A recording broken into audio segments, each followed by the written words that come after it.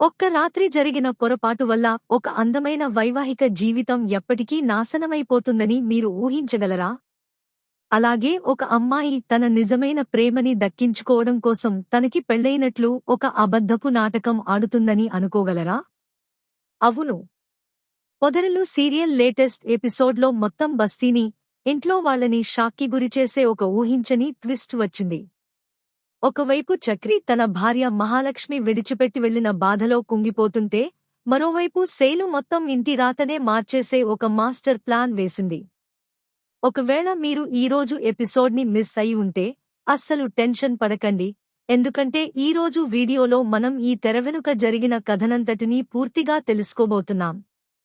ఈరోజు ఎపిసోడ్ ప్రకారం చక్రి జీవితం నాశనమయ్యే అంచున ఉంది. అలాగే కేశవ్ శైలు వేసిన కొత్త ప్లాన్తో పూర్తిగా కుప్పకూలిపోయాడు. అసలు పెద్దవాళ్లు ఆకలి కడుపుతో ఇల్లు వదిలి వెళ్లాల్సిన పరిస్థితి ఎందుకు వచ్చింది? కథ ఏంటో మొదటినుంచి పూర్తి వివరంగా తెలుసుకుందాం రండి.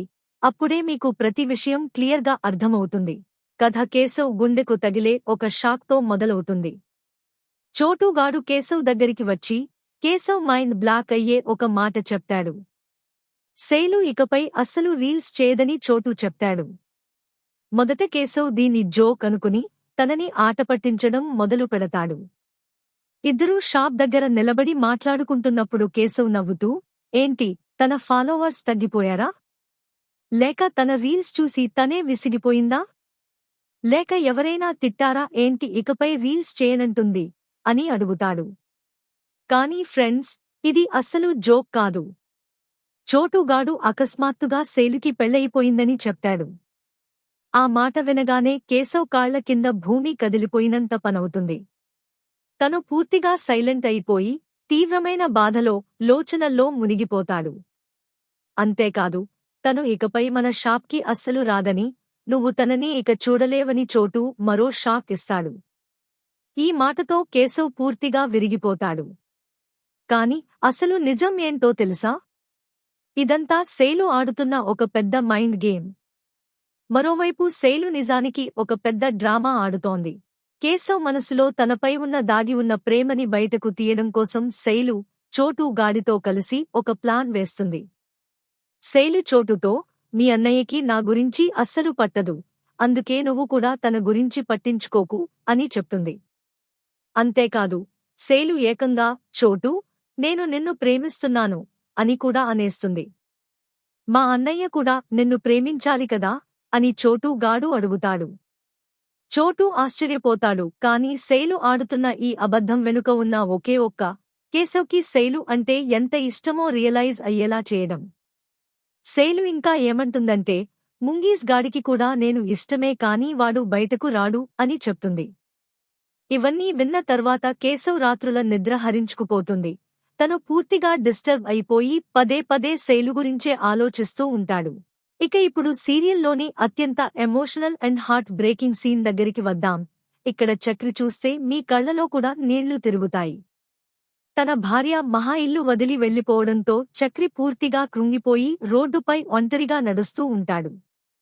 మహా, పెద్ది అన్న మాటలను తలుచుకుంటూ తను బాధపడుతుంటాడు. కానీ సరిగ్గా అదే సమయంలో రోడ్డుపై బస్తీ ఆంటీలు తారసపడతారు. వీరు మండుతున్న నిప్పులో ఆజ్యం పోసేలా ప్రవర్తిస్తారు. ఈ బస్తీ ఆంటీలు చక్రిని ఓదార్చాల్సింది పోయి తనని ఎగతాళి చేస్తూ రెచ్చగొడతారు. నువ్వు ఖచ్చితంగా నీ భార్యను వేధించి ఉంటావు, వెజీజ్ ఆవిడ ఇల్లు వదిలి వెళ్లిపోయింది. రేపు పొద్దున అసలు ప్రశాంతత లేని ఇలాంటి ఇంట్లోకి నీ కూతురిని ఇచ్చి పెళ్లి చేస్తావా అంటూ దెప్పిపొడుస్తారు. దానికి చక్రి గట్టిగా సమాధానం ఇస్తూ, మా ఇంటి విషయాల గురించి మాట్లాడటానికి మీరెవరు? అసలు మా ఇంట్లో ఏం జరుగుతుందో మీకేం తెలుసు అని తిడతాడు. ఇంతలో కేశవ్ అక్కడికి వచ్చి ఆ ఆంటీలను అక్కడి నుంచి పంపించేసి చక్రిని సముదాయిస్తాడు. ఆ తర్వాత వచ్చే సీన్ ఇద్దరు అన్నదమ్ముల మధ్య ఉండే ఒక బ్యూటిఫుల్ ఎమోషనల్ బాండింగ్ని చూపిస్తుంది. చక్రి కేశవ్ ముందు తన మనసులోని బాధనంతా వెళ్లగక్కుతాడు. తను ఏమంటాడంటే, నేను నా తప్పును సమర్థించుకోవడం లేదు, నువ్వు అనుకుంటే నా గుండె మీద కొట్టి నన్ను వదిలేయొచ్చు, నేను చెడ్డవాడినే, ఆ విషయం ఒప్పుకుంటున్నాను. కాని మహాలక్ష్మి విషయంలో నా ప్రేమ నిజం. తను ఈరోజు నా పక్కన ఉండి ఉంటే కొండంత అండతో చాలా సంతోషంగా ఉండేది. ఇక్కడ కేశవ్ ఇద్దరి మధ్య ఉన్న బంధాన్ని గుర్తు చేస్తూ ఒక మంచి అడ్వైస్ ఇస్తాడు. కేశవ్, నువ్వు కట్టిన తాళి, మంగళసూత్రం అబద్ధమే కావచ్చు. కాని తను దాన్ని తెంచుకోకుండా ఇల్లు వదిలి వెళ్ళిందంటే దాని అర్థం తను మళ్లీ తిరిగి రావాలనుకుంటోంది, నీ దగ్గరికే వస్తుంది అని భరోసా ఇస్తాడు. ఈ ఎమోషనల్ సీన్లో కూడా చక్రి కాస్త కామెడీ చేస్తూ వాతావరణాన్ని తేలికపరుస్తాడు. అసలు ప్రేమ అంటే ఏంటో తెలియని వాడు నాకు లవ్ అడ్వైస్ ఇస్తున్నాడేంటి అని నవ్వుతాడు. కానీ ఫ్రెండ్స్, అసలు ధమాకా ఇంట్లో పెద్ద యుద్ధం మొదలైనప్పుడు జరుగుతుంది. ఇంట్లో వాతావరణం అప్పటికే చాలా సీరియస్గా ఉంటుంది. పెద్ది కిచెన్లో దోసెలు వేస్తుంటాడు, కన్నా తింటూ ఉంటాడు. కాని అందరి మైండ్లో ఆ పాత విషయాలే తిరుగుతుంటాయి. చక్రి ఇంటికి వచ్చి, కన్నా కాలేజీకి వెళ్తే నేను డ్రాప్ చేస్తాను అని అనగానే కన్నా మరియు కేశవ్ల కోపం కట్టలు తెంచుకుంటుంది. వాళ్లు చక్రిని తిట్టడం మొదలు పెడతాడు. చక్రి వాళ్లతో గొడవపడుతూ, మీరంతా ఎన్ని రోజులని ఇలా ఉంటారు? మీరెవరూ ఎప్పుడూ ఏ తప్పూ చేయలేదా? నేనొక్కడినే అంతా పాడుచేశానా? మీరంతా నన్ను ఒక విలన్లా ఎందుకు చూస్తున్నారు? నేను నా భార్య ఇంటికి వెళ్లాను. నేను తనని తాకలేదు. కనీసం చెడు చూపుతో కూడా చూడలేదు. ఎవరు నమ్మినా నమ్మకపోయినా ఇదే నిజం అని అంటాడు. కాని కేశవ్ కోపంతో అరుస్తూ, నువ్వు అక్కడికి స్పృహలో వెళ్లలేదు, రూంలోకి తాగి వెళ్లి తనని బెదిరించావు. అంతేకాదు, నువ్వు తనని కేవలం భార్యగానే చూస్తున్నావు. కాని తనకి కూడా తను ఒక భర్తతోనే ఉందనిపించాలి కదా అని అంటాడు. చక్రి ఏదైనా చెప్పేలోపే పెద్ది మధ్యలోకి వచ్చి తనని నోరు మూయించేస్తాడు. నీకు మాట్లాడే హక్కు లేదు.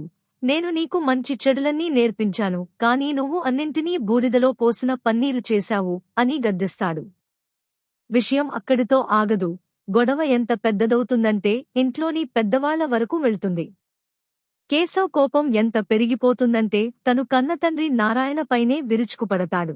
పెద్ది చక్రి ఎక్కడా అని అడగ్గానే కేశవ్, వాడు ఎక్కడ చచ్చాడో నాకు తెలియదు అని విసుక్కుంటాడు. అప్పుడు పెద్ది నారాయణను బ్లేమ్ చేస్తూ, నువ్వు వాడికి అన్నం ఎందుకు పెడుతున్నావు? వీటన్నింటికీ అతనే కారణం. అతనే చక్రిని తాగుబోతుని చేశాడు అని అంటాడు. దానికి నారాయణ, నేను కేవలం తన భార్య మనసులో చోటు సంపాదించుకోమని అడ్వైస్ ఇచ్చాను. ఇదంతా ఇలా జరుగుతుందని నాకేం తెలుసు అని అంటాడు. కేశవ్ కోపంతో, మనం చక్రికి 4 రోజులు తిండి పెట్టకుండా ఉంటే వాడు ఇల్లు వదిలి వెళ్ళిపోతాడు, అడుక్కు తింటాడు అని అనేస్తాడు. కన్న కొడుకు నోట ఆ మాటలు వినేసరికి ముసలి తండ్రి నారాయణ మనసు ముక్కలైపోతుంది. తను అన్నం తినకుండానే ఏడుస్తూ ఇల్లు వదిలి వెళ్ళిపోతాడు. పెద్ది కేశవ్ని తిడతాడు, నీ తండ్రితో ఇలాగేనా మాట్లాడేది అని. నారాయణ ఏడుస్తూ, ఈ ఇంట్లో రోజు గొడవలే జరుగుతున్నాయి. నా కోడలు వెళ్ళిపోయింది, ఇంటి ప్రశాంతత పోయింది. బయటకు వెళ్తే జనాలు నీ భార్య వెళ్ళిపోయిందా అని అడుగుతున్నారు, ఇంటికి వస్తే అందరూ అరుచుకుంటున్నారు అని రోదిస్తూ వెళ్ళిపోతాడు. ఈ విధంగా మొత్తం కుటుంబం ఒక్కసారిగా చిన్నాభిన్నమైపోతుంది. కాని కథలో అసలైన భయంకరమైన మలుపు ఎప్పుడు వస్తుందంటే చక్రి అన్నింటినీ వదిలేసి నేరుగా మహాలక్ష్మి ఆఫీస్కి చేరుకున్నప్పుడు. చక్రి ఆఫీస్ మెట్ల మీద నిలబడి చాలా కంగారుపడుతూ ఉంటాడు. మహాకి ఏం చెప్పాలి, తను తిట్టి పంపించేస్తుందా అని ఆలోచిస్తుంటాడు. సరిగ్గా అప్పుడే ఆఫీస్ లోపల దివ్య మహాతో, మహా, ఆఫీస్లోకి ఒక భూకంపం వచ్చింది అని చెప్తుంది. మహా ఆశ్చర్యపోతూ, పద ఇక్కడి నుంచి పారిపోదాం అంటుంది. కాని దివ్య అసలు విషయం చెప్తుంది. ఆ భూకంపం అంటే ఈ మంటలన్నింటికీ కారణమైన వ్యక్తి. అంటే చక్రి డైరెక్ట్గా ఆఫీస్కే వచ్చాడని చెప్తుంది. మహా కోపంతో ఊగిపోతూ బయటకు వచ్చి చక్రిపై అరుస్తుంది. నువ్వు ఫోన్ ఎత్తవు కాని డైరెక్ట్గా ఆఫీస్కి వచ్చేస్తావా అని నిలదీస్తుంది. ఆ తర్వాత ఇద్దరి మధ్య జరిగే ఆ ఫేస్ టు ఫేస్ సీన్ చూస్తే మీ మైండ్ షాక్ అవుతుంది. మహా చక్రిని ఏడిపించేలా, గుండెల్ని పిండేసేలా మాట్లాడటం మొదలు పెడుతుంది.